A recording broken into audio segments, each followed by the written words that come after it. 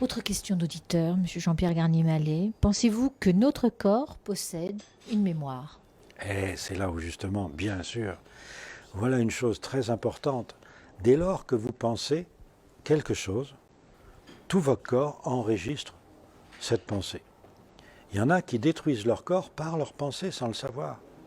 Parce que cette énergie que l'on gaspille sans le savoir par nos pensées, on peut très bien l'utiliser à des fins personnelles de façon à avoir un équilibre permanent.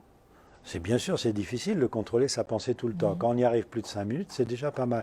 Mais si vous contrôlez votre pensée, le futur que vous allez avoir est un futur qui va vous faire plaisir. Ben évidemment, votre corps, il va avoir ce plaisir, car c'est votre corps qui enregistre les pensées qui vous viennent en retour. Et on peut même dire plus que ça, c'est l'eau de votre corps qui enregistre ça. Et cette eau sert de mémoire à votre corps. Vous savez qu'on est constitué de presque 95% d'eau, puisqu'on dit qu'un adulte a à peu près 65% d'eau. C'est sans compter des éléments qui, dans notre corps, contiennent aussi de l'eau, comme les protéines, par exemple, qui contiennent 98% d'eau, qui ne sont pas dans les 65% d'eau de notre corps. On pourrait dire que nous sommes en fait de l'eau et de l'information.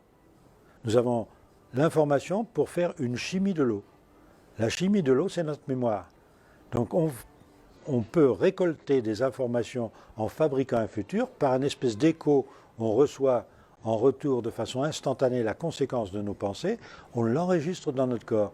Si vous n'en avez pas conscience, votre corps a conscience de cette mémoire. Donc si vous passez votre temps à être dans la peur, à être dans l'angoisse, à être dans le doute, à avoir peur de l'avenir, être stressé et autres, votre corps finit par vous le dire. Il mettra du temps, il va se dérégler, il n'est pas fait pour ça.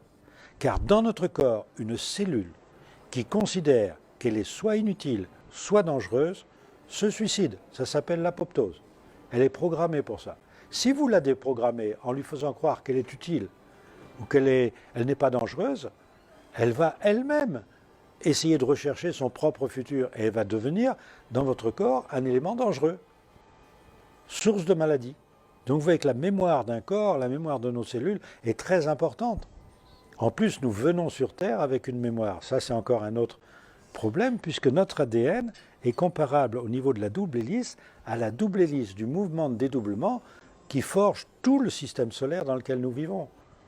On peut dire qu'on dépend du Soleil, mais le Soleil dépend de nous. C'est réversible.